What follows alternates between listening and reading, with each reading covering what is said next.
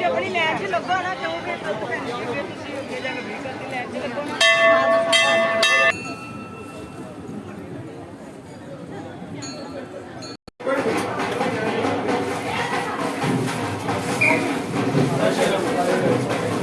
Land तो नहीं land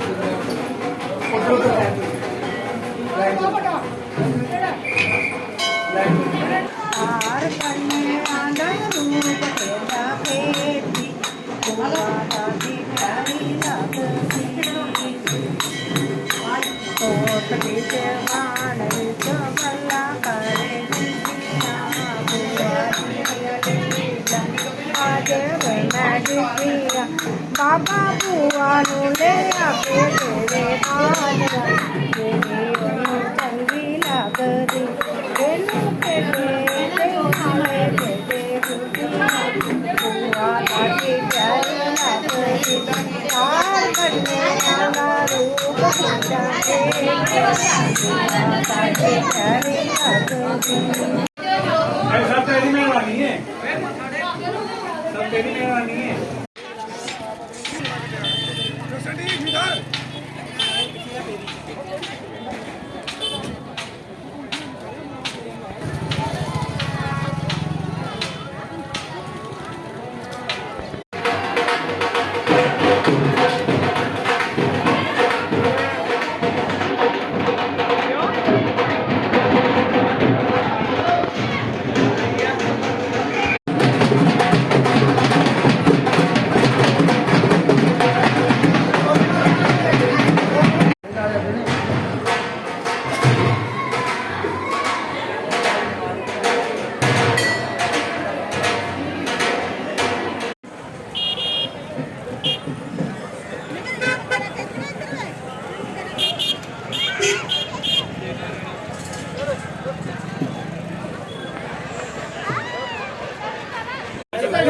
ये बाबा जी का मंदिर जो है ये 650 साल पुराना मंदिर है।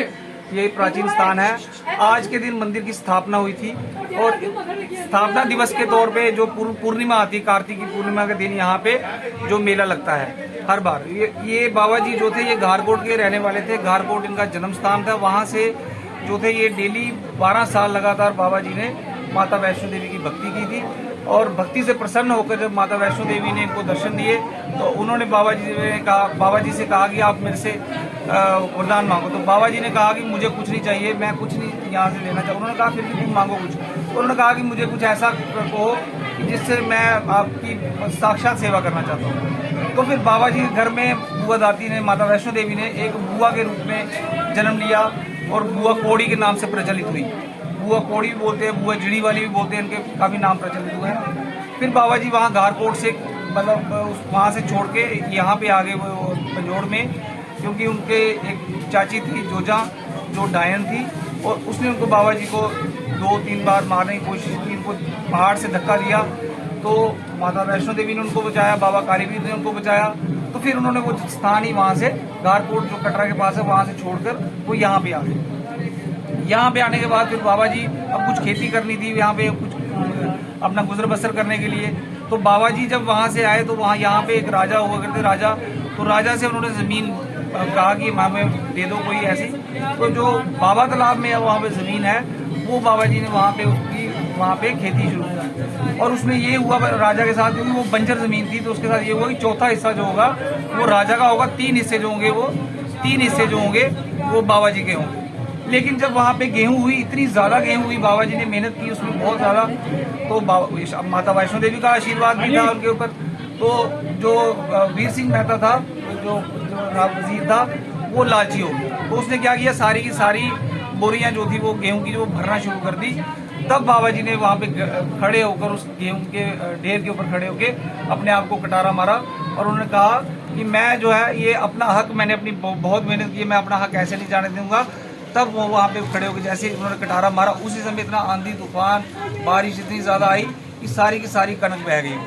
और आज तक जो वो कनक किसी न किसी तरीके से भी किसी ने भी खाई, वो आज भी ऐसे रिलाते हुए यहाँ पे आते हैं। लोग भी देते बाबा ने दिन खून मलाई कुछ ऐसे। तो बाबा जी ने उस समय ये कहा था कि रुखी कनकनी खाया मैं तेरा दिना मास रलाई।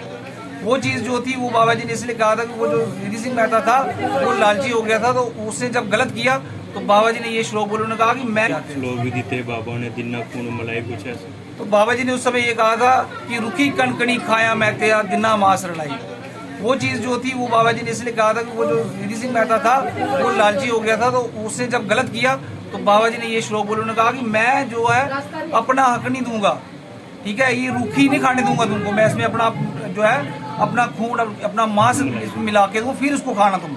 लेकिन उसको कि ब्रह्म हत्या लगी, फिर उसको जो है उससे मतलब उसका जब ब्रह्म हत्या लगी उसका आज वो मतलब उसके बाद क्या हुआ कि उसका जो वंश था वो वीर सिंह मेहता का पूरा खत्म हो गया था वंश। और फिर बाबा जी का शरीर उसने यहाँ पे आके कहीं सिंबल के पेड़ में छुपा दिया था। और फिर यहाँ सिंबल का जो पेड़ था ये जो आज ये स्थान देख रहे हैं आप, यहीं पे एक सिंबल का पेड़ हुआ करता था। तब यहाँ पे फिर बाबा जी का संस्कार भी यहीं पे हुआ और फिर यहाँ पे ही मंदिर का निर्माण हुआ बाबा जी के। और हमारा परिवार जो है पिछले 600 साल से हमारे पूर्वज पीढ़ी दर पीढ़ी जो है हमारा परिवार जो है यहाँ पे सेवा कर रहा है। बाहर तालाब भी है बाबा जी का, उसके इतिहास के बारे में देखिए, यहाँ पे इनका एक बाबा जी जब वहाँ से आए तो यहाँ पे एक उनका मित्र था जिसको कोढ़ हो गया था। तो जब कोढ़ हो गया उसका ईसोब एक नाम था उसको जब कोढ़ हुआ तो बाबा जी ने वहाँ पे जो तालाब था, तालाब के अंदर उन्होंने वहाँ पे इतना कटार मारी तो वहाँ से जल निकला। और वो जल जब निकला तो उन्होंने कहा इस जल से स्नान करो तुम, तो इससे तुम्हारा जो है वो तुम कोढ़ ठीक हो जाएगा। तो वो बाबा जी ने जो थे वो माता के भक्त थे, तो उन्होंने ऐसे ही कटार मार दी कि भाई ये मतलब चलो माता का नाम लेके उन्होंने किया। लेकिन वो जैसे वो उससे स्नान किया तो उसका वो कोढ़ ठीक हो गया। तो आज भी जिसको भी कोई स्किन की प्रॉब्लम होती है, कुछ भी होती है, कोई जिनका बच्चा नहीं होता है, कुछ भी, तो बाबा तालाब आके स्नान करते हैं। उसके बाद स्नान करने के बाद वो माता ये जो हमारा जिड़ी का मंदिर है यहाँ पे आके वो माथा टेकते हैं।